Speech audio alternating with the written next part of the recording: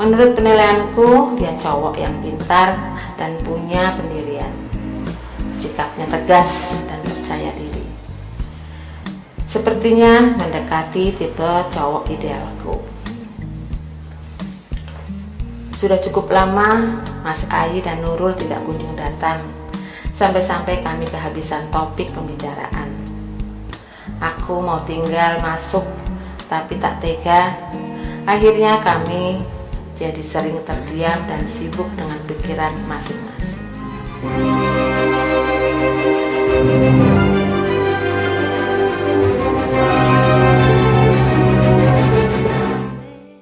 Kutemukan cinta sejatiku bagian kedua. Sejak pertemuanku dengan Mas Bayu sore itu, hubungan kami semakin dekat dan akrab saja. Ternyata Mas Bayu orangnya enak jika diajak ngobrol. Kesan angkuh saat pertama kali bertemu ternyata salah. Selain humoris, pintar di mata kuliah accounting, ternyata Mas Bayu juga pintar dalam berbagai bidang. Selain itu juga pintar menggetarkan hatiku. Entahlah, yang jelas aku merasa nyaman jika berada di dekatnya. Dia bahkan mulai sering main ke tempat kosku. Awalnya dia datang dengan Mas Ayi atau dengan temannya yang lain dengan alasan mau pinjam buku catatan atau sekedar mampir. Dan akhirnya dia pasti akan menanyakan keberadaanku jika yang menemui teman kosku yang lain. Mana Yara ya, kok gak kelihatan? Kalau aku sedang pergi, dia pasti akan menunggu aku sampai pulang. Sepertinya dia mulai penasaran dan tertarik dengan diriku. Dia pun mulai berani datang sendiri dan langsung mencariku. Teman-temanku pun mulai curiga.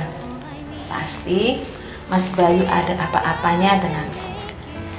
Akhirnya tiap kali Mas Bayu datang, pasti teman yang tadinya ramai bergerombol pergi satu persatu masuk ke kamarnya masing-masing. Akhirnya tinggallah kami berdua dengan suasana yang kikuk, dengan suasana yang serba membingungkan, tapi kami berusaha melaluinya dengan baik-baik saja.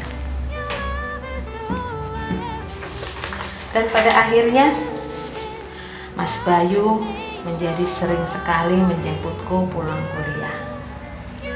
Saat itu aku terkejut mendengar namaku dipanggil.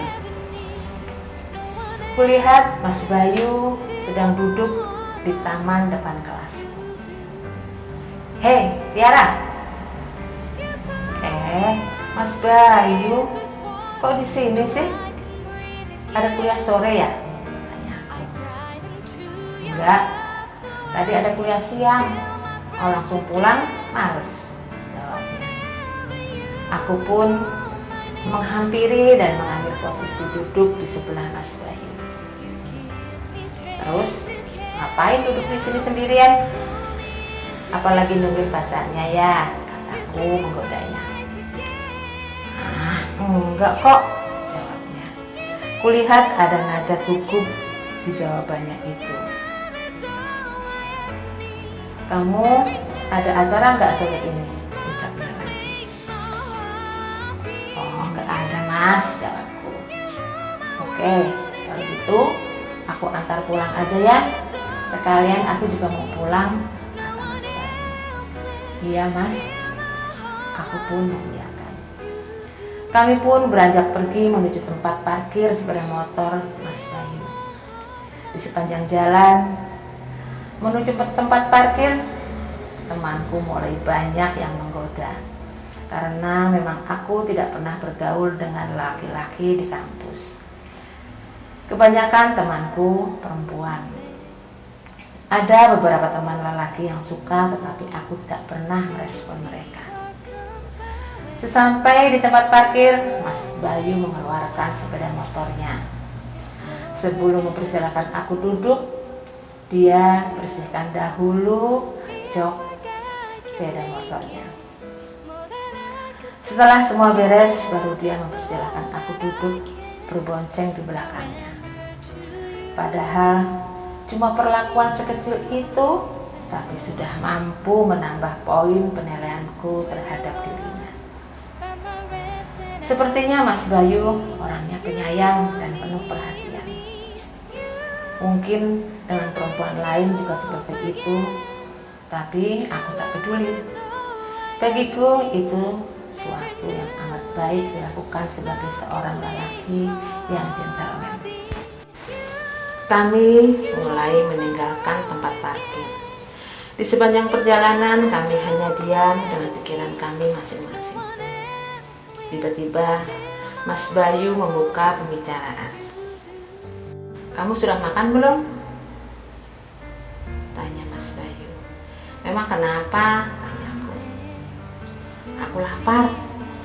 Tadi siang gak sempat makan," jawab Mas Bayu. "Ya, terserah saja. Nanti kalau aku paksain pulang, malah pingsan di jalan. Kan repot," kataku mengajak bercanda. "Kalau begitu, makan dulu aja ya. Kamu juga pasti belum makan." Enaknya ke tempat biasa aku makan.